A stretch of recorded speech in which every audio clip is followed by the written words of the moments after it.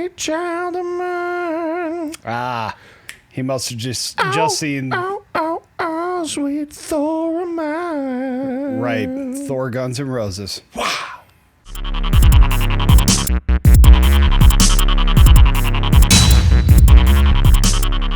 Hello and welcome to the Nerd Card. I'm Phil. I'm Chuck. And we just saw Thor Love and Thunder. That we did. And man, it was fun. Yeah, no, Taika Waititi always makes a fun film. Yeah, he does. I know this has got mixed reviews already to start, and the people who've seen it before us, and I'm sure that some of the Marvel fandom won't be happy with the movie. My expectation. Oh no, I'm certain. It'll alienate some people. Yeah, but for sure. If you like Ragnarok, you should like this movie. It's not as good as Ragnarok. I was going to say, pretty special. Let's be clear, Ragnarok it is not. No, but it's not Ragnarok. And of course, spoilers, obviously, well, it's on the thumbnail, but spoilers. Yeah. We're going to talk about stuff that happened in the film. And if you don't want to know that, don't watch this before you see the film. Yeah. Because we're going to talk about it. We are. And yes, it's not as good as Ragnarok, but it's got the same kind of flair and style and visual cues and all those things that make a Taika Waititi movie a Taika Waititi movie. Yeah, I was just going to say, he does a brilliant job of making a beautiful film. Yeah. His cinematography in this film is outstanding. It's beautiful. Yeah. It really is. I love it. It was my favorite part. He does a great job, especially we were talking about when they go into the Shadow Realm and it's all black and white for a bit. Very Sin City. But anything that is lit is color. Yeah. And just a really cool film technique, really cool. It's striking visually. Yeah, especially with Thor's eyes with the lightning and Gorr's eyes the orange all the time. But yeah, whenever Mjolnir, which is cracked and reassembled for Jane Foster's Thor, and it's got the lightning bolts imbued in the color, and whenever that is near a reflective surface, it makes everything else colored. Was really cool. Super cool. And of course the Bifrost colors in that scene from one of the later scene from Stormbreaker. Bringing the Bifrost gives color to everything surrounding it, and I mean seriously, really beautiful filmmaking. Yeah, it was beautiful filmmaking. As for the plot, I mean, it's all about really Thor and Jane Foster. Yeah. At the end of the day, and Gorr the God Butcher and how he was mistreated. It's a rom-com that is set in the MCU. Is. Yeah. It really is. It doesn't really advance Phase 4 that I can see. I mean, there's some Celestials, in it. You have a statue of the Watcher, at one point when they go to eternity, as the God Butcher is going to make his one wish. Way late in the film. Way late in the film. Yeah. But other than that, I mean, there's not really, to me, much a foundation of Phase 4 advancement or playing off anything at all other than... No, I agree. mean, the Guardians are in it in the beginning, as you would expect, because at the end of the last film that we see Thor, what was that, Endgame? Endgame? I might be wrong. Yeah, no, you're right. It was Endgame. He takes basically off the Asgardians of the Galaxy. Going off with the Guardians. And, they're in the first 5 minutes, as you predicted that 2 months ago.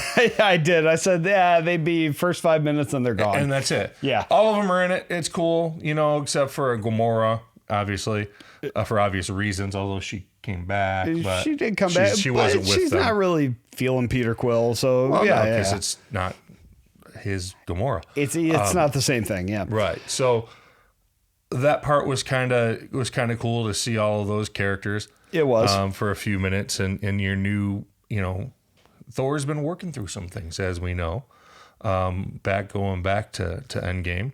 And he kind of works all the way through those things. At this end of this movie is kind of like, I don't know, weirdly his catharsis. Sure. Yeah, absolutely. That's how I guess I would phrase that. Well, and I think, the Guardians are there for a very short time, but they're there for a very important purpose, which is, Quill says to Thor, whatever, helps him later on in the movie. Eyes of those that you love. Yeah, exactly. Which is in the preview of Thor. But I'll tell you what, They play well off each other. Oh, for very sure. well off each other. And Thor's not really into it, right? He's just there for, you know. They call him when they need him. Then he goes and just beats down everybody that the Guardians couldn't take care of. And exactly. Destroys everything. He's got his catchphrase. Quill and the Guardians were glad to have Thor kind of go away. Yeah. He was kind of cramping their style.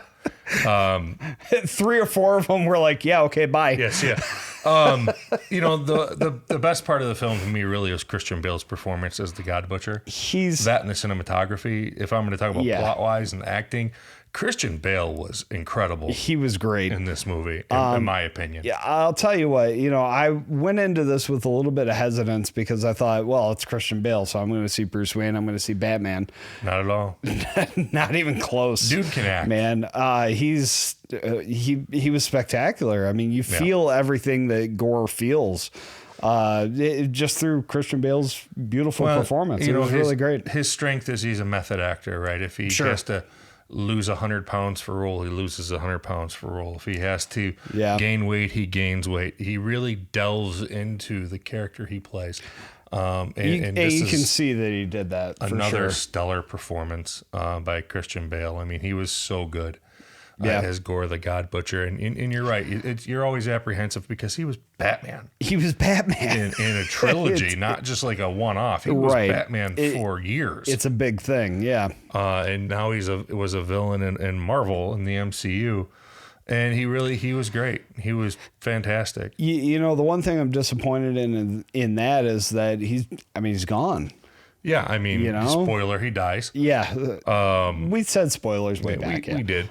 You know, and it was, I would have liked to have seen more of Bale's portrayal of Gorr the God Butcher. For sure. I mean, Bale was outstanding. I don't know any other way to say it. No, he did a great job. He was great. He was that blend of psychotic, but you get it. Yeah, and he had a couple actually funny parts because just the way that the script was and it was directed. There's a couple parts that were disturbing but funny. Oh, yeah, without a doubt. Yeah. Great stuff. I mean, frankly. But I'm sure there's a lot of you out there watching this after you've seen the movie completely going ahead and disagreeing with us. And that's okay. That's fine. That's cool. You know, go ahead in the comments, write what you didn't like, if you didn't like the movie or if you agree with us. You know, tell us what your favorite part of the film was. Because I think this will be a pretty polarizing film as far as the MCU goes. I can think so. I mean, but there were a lot of great parts. I didn't find much fault with it, quite frankly. No, I didn't either. I mean, my only fault, criticism of the film, besides it's okay. I'll say 3 things that are criticisms. Number 1, it didn't advance Phase 4 really at all. Sure. Okay. Great criticism. Number 2, it was a bit more cheesy than I would like it to have been, but. You know, that's Taika. What are you going to do? Well, and it's Thor. I mean, Thor is, you know. The third one, it was a Guns N' Roses concert. Oh, my God. Yeah, there were 4 Guns N' Roses songs. Yeah. 4. So if you don't like 80s, in the movie. 80s hard rock, you're going to be real mad. Because there's not just them. There's other 80s hard rock music in it. Oh, definitely, It was Dio at the end of the movie. Yeah, So... If those are my 3 criticisms, if I have them. I'll stick with you on 2 of them. The one I will refute is the second one, with it being cheesy. It is cheesy because that's what Thor is. I mean, think about it. This is a comic created by nerds on acid in the 60s. I mean, I think that kind of explains all comics, actually. Yeah, really. All Marvel comics, anyway. It should be ridiculous. And Taika Waititi really understands that and brings that to film. That's what made Ragnarok so good. And frankly, I think that's what makes this movie so good. It was a hell of a lot of fun. It was. I'll end my talking about it with that. It was a hell of a lot of fun. I'm going to end it with that too.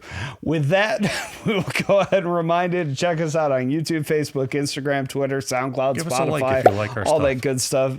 Be sure to give us a like. Likes are free. Check us out on the comments. Do you agree? Do you disagree? Do you think we should shut up? Who knows? Let us know, please, in the comments below. And with that, we will say, what's on your nerd card?